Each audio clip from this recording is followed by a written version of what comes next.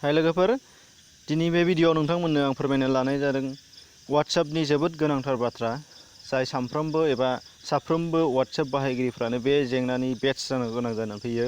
बे प्रब्लेमा बयनावबो फैयो एबा बे प्रब्लेमनो जोङो मोगा-मोगि जानांगौ जायो। बे जाहैबाय जोङो WhatsAppनि बयबो बेबहार खालामो बा बाहायो। बेयाव लोगोफोरा जोंनो बायदिसिना शेयार खालामहरो। जे ओरैबायदि बाथ्रा जानो हागौ जे नोंथाङा बेयाव ओरैबायदि क्लिक खालामनांगोन नोंथांमोननो ओरैबायदि मोनसे इनफरमेसन लिरनानै हरगोन आरो बेयाव मोनसे लिंक होनाय जागोन। लिंकनि गेजेरजों हाबोब्ला जे नोंथाङा माबा मोनसे बेनिफिट जागोन होननानै हरनाय जायो। जेरैहाय बेनि लिंकनि थ्रुयै हाबोबा ओरैबायदि 10 रुपिस मोनगोन, 30 रुपिस मोनगोन, रिसार्ज मोनगोन, बायदिसिना जोंनो लिंक हरनाय जायो। अब्ला बेबादियाव जोङो लोगोनो लिंक खालामनानै लिंकआव हाबनानै जों टेस्ट नायनाय जायो। नाथाय जों सिङाव हाबनानै जेला फाइनालि मा मोनहैगोन, लास्टआव एरर मोनहैगोन, एरर जानाय मोनहैगोन। बेबायदि जोंनाव फ्राय माबे निउस फैयो एबा इनफरमेसन फैयो। दा बेनि सायाव जों सांग्रां जानांगौ जोबोद गोनांथि दङ। जों साफ्रोमबो बेनि सायाव बेस्ट जानो गोनां जायो। बिनिनो मोनसे एग्जाम्पल नोंथांमोना नैबाय नुनो मोनगोन। बाय खाथियाव होनाय जादों दे नुबाय, free 500 recharge forward get your benefits now Modi सरकार 500 रिसार्ज।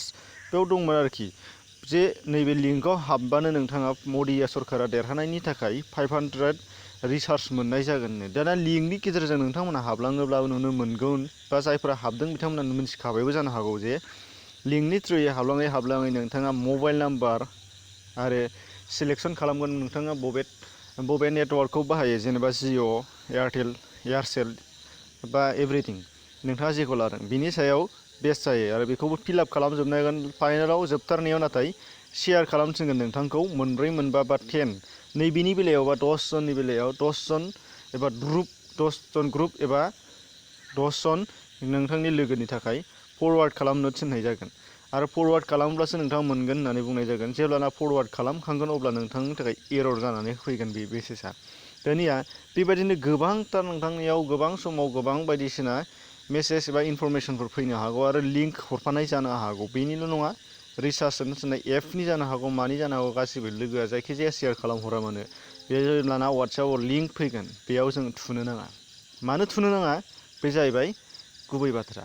थुनो नाङैनि खारना बेनो जाहैबाय जे जाय बेक्तिया बे लिंकखौ बानायदों बे लिंकआ बिथांनिया गुगोलजों एप्रुभ जानाय जानानै फैयो आरो एप्रुभ जानाय लोगो बिथांनिया बाहाय माखासे बे बिनि फेसआ गेवहैगोन आरो बिनि फेसआ गेवहैनायनि खारना जाहैबाय बिनि फेसआव जेब्ला हाबहैगोन लोगो बेनियाव एड्स फैगोन बा एड्सजों बेहा सोमोन्दो दङ आरो बे जुदि बेनि एड्स गोनां पेजआव एबा बिनि मनेटाइजेसन जानाय पेजआव जुदि जों हाबोब्ला बिनि लिंकआव जोंनाव क्लिक खालामोब्ला बिनि थाखाय बेनिफिट्स जानानै फैयो आरो बेहा इनकाम मोनो।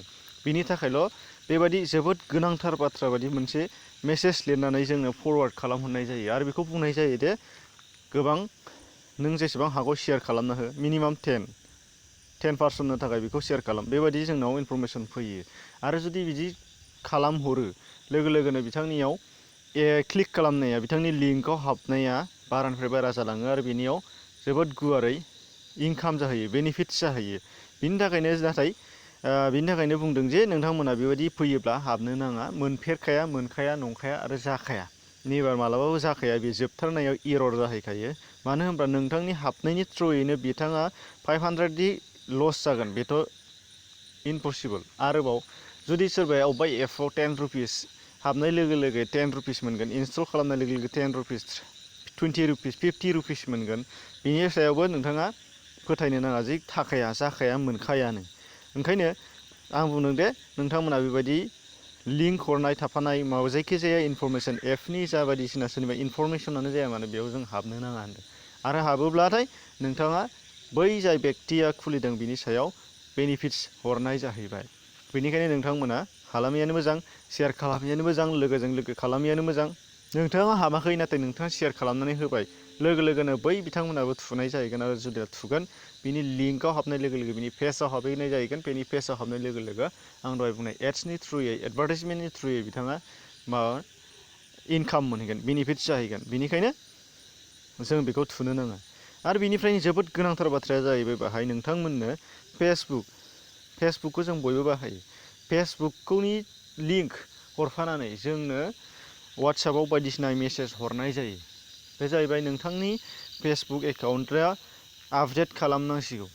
नोंथांनि फेसबुक एकाउन्टनि इनफरमेसन बा गासैबो डिटेल्सफोरा माबा मोनसे ब्लक जानानै थाबाय, माबा मोनसे जाबाय बायदिसिना जोंनो मेसेज हरनानै फेसबुकनि लिंक हरनाय जायो। आरो जेब्लाना फेसबुकनि लिंक हरनाय जायो अब्ला जोङो बे फेसबुकनि लिंकआव हाबो।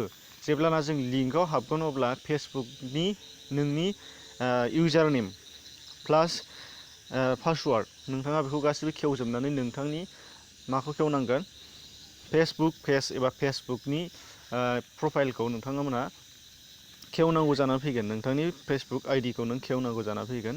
लोगो लोगो बे मेसेजआ नोंनिया एरर जाहैगोन। जेब्लाना नोंथाङा नोंथांनि इउजार नेम पासवार्ड आरो डिटेल्स गासिबो होखांजोबगोन, लोगो लोगोनो नोंथांनि बै मेसेजनि लिंकआ अफ जाना होगोन आरो एरर जानानै होगोन।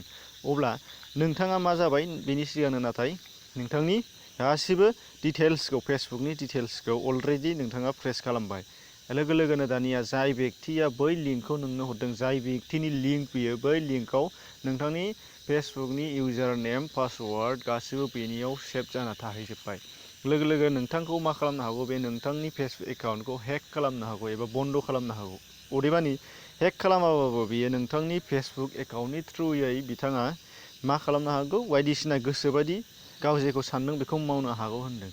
नाथाय बिनिफ्राय जोबोद गिनांसिनगौ खोथाया जाहैबाय, नोंथांनि फेसबुक एकाउन्टजों खेवदों बा नोंथांनि फेसबुक एकाउन्टजों गाव नेट सालायदों बा गुबुन गुबुन माबा मोनसे बाथ्रा माबा माबि हाबा मावखुमादों, बे जेबो गिदिर बाथ्रा नङा। नाथाय नोंथांनि डेटाखौ बिथाङा खावनो हागौ होनदों। नोंथांनि डेटा मिन्स नोंथाङा जेनाखि इन्टारनेट डाटा बाहायो, सानसेयाव जेसेबां बाहायनो मोनो, सानफ्रोमबो बेसेबां बाहायनो मोनो, बेखौ नोंथांनि फेसबुक एकाउन्टनि आइडिनिफ्राय गासिबो लाजोबनानै बै बिथाङा गावनि खामानियाव नोंथांनि डेटाखौ खावनानै नोंथांनि डेटाखौ जाना होनानै गावनि खामानियाव बाहायनो हागौ होननानै बुंदों। होमब्ला जोङो बेबायदि लिंकनि गेजेरजों जेसेबांनाखि मेसेज हरा मानो जों बेखौ जोङो एभयड खालामनांगौ, गारनांगौ, डिलिट खालामनानै होनांगौ, रावनियावबो शेयार खालामनो नाङा आरो नोंथाङाबो प्रेस खालामनो नाङा।